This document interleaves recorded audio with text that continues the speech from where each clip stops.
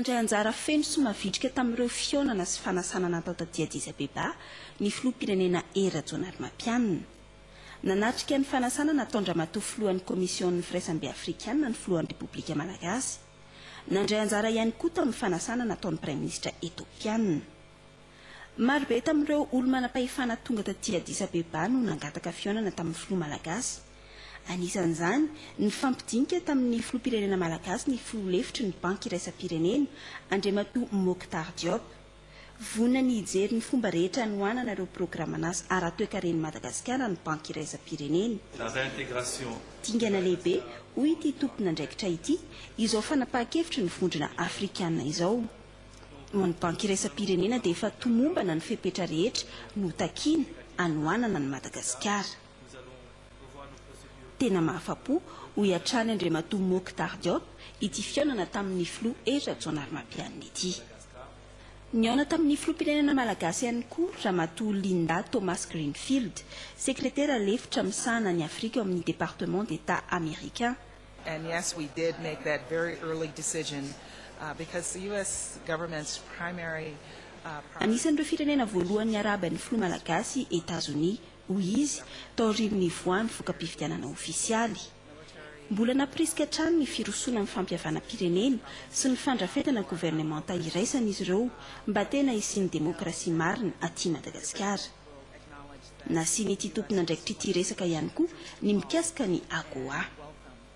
Efa manomboka mijery ny fomba amerenana ny Madagasikara eo anivon'ny programan'asa ny AGOA izahay ary manantena fa ho tafaveriny ianareo. Fa teto ihany koa Ramatoa Hélène Le Gall, mpanolotsaina ny filoha frantsay, notrolona Andriamatoa Jean-Christophe Béliard, talehan'ny direction Afrika ao amin'ny ministera andrarambahiny frantsay ary efa maso ivoan'ny Frantsa teto Madagasikara. Tena vonona amerina ny fiara-miasa ny tany-roa ty Frantsa ary vonona ny anohana ny Madagasikara amin'izay fanapahan-kevitra ho raisiny. Manaiky tanteraka ny andray anjara amin'ilay fionan'ireo mpamatsy vola ihany koa i Frantsa. Feno ny fepetra rehetra amerenana amin'ny fiara-miasa hoy ity tompon'andraikitra ity ka antony anohanany ihany koa ny momba ny Madagasikara eo anivon'ny vondrona Europeanina. Fantafa tamin'ny filoha Rajoelinarimampianina ihany koa ny commissaire Europeanina Andriamatoa Pielbags, dingana lehibe hoy izy izao fanekeny ny vondrona afrikanina ny Madagasikara izao indray. Ho azy ireo dia ny fandrafetana gouvernemanta sy sandrasana na izany aza dia efa manohana sady any Madagasikara ity vondrona ity. Manana tantara iraisany Madagasikara sy Algérie. Misy fanantenana hoy ny praiminisitra algérianina ny fifandraisany tany-rototo ary avitrika kokoa izany ka nisehatry ny fahasalamana, ny fampianarana ary ny fampiofanana no isiany izay faramiasa izay.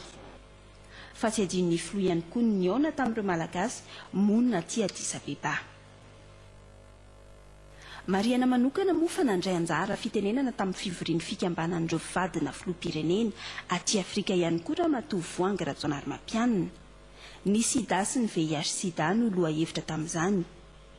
Navotrany tamin'ny lahateniny ny ezaka ataon'i Madagasikara amin'io sehatra io ary nanao antsoavo izy anatevenana ny ezaka eran-tany.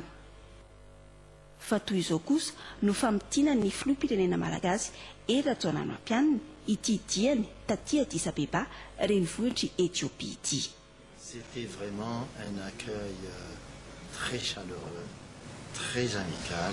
Toy ny efa nandrasan'ireo firenena afrikanina elo izao fiverenan'i Madagasikara izao hoy ny filoha Rajoelinarimampianina raha niresaka mikasika ny fandraisana azy teto Addis Abeba izy.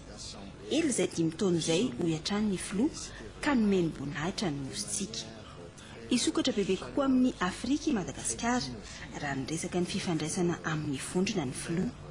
Isokatra eo amin'ny resaka diplomatika fa indrindraindrindra eo amin'ny toe-karena. Mila amafisina ho izy ny fifanakalozana sy ny tsenam-barotra amin'ireo rafitra regionaly. Voakasika izany ihany koa ny voamiera ny ranomasimbe indianina. Dingana voalohany ny faneken'ny vondrona afrikanina ny Madagasikara iny.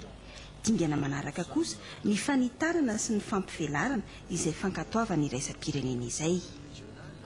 Ny programan'asa ny AGOA kosa dia nambaran'ny filohan'ny Repoblika Malagasy fa efa volana maromaro izao no nisy ny fifampiresahana fony izy tsy mbola filoha akory aza Ny fiaonany tamin'ny ramatoa Linda Greenfield taty Addis Abeba dia anisan'ny tokony hanafaingana izay fiverenan'i Madagasikara eo anivon'ny AGOA izay satria nampananteny ramatoa sekretera lefitra fa anohana ny dossier Madagasikara. Tamin'ny telo ora tolakandro ny zoma teo moa no nanainga teto Addis Abeba ny délégation ka niazo an'i Madagasikara.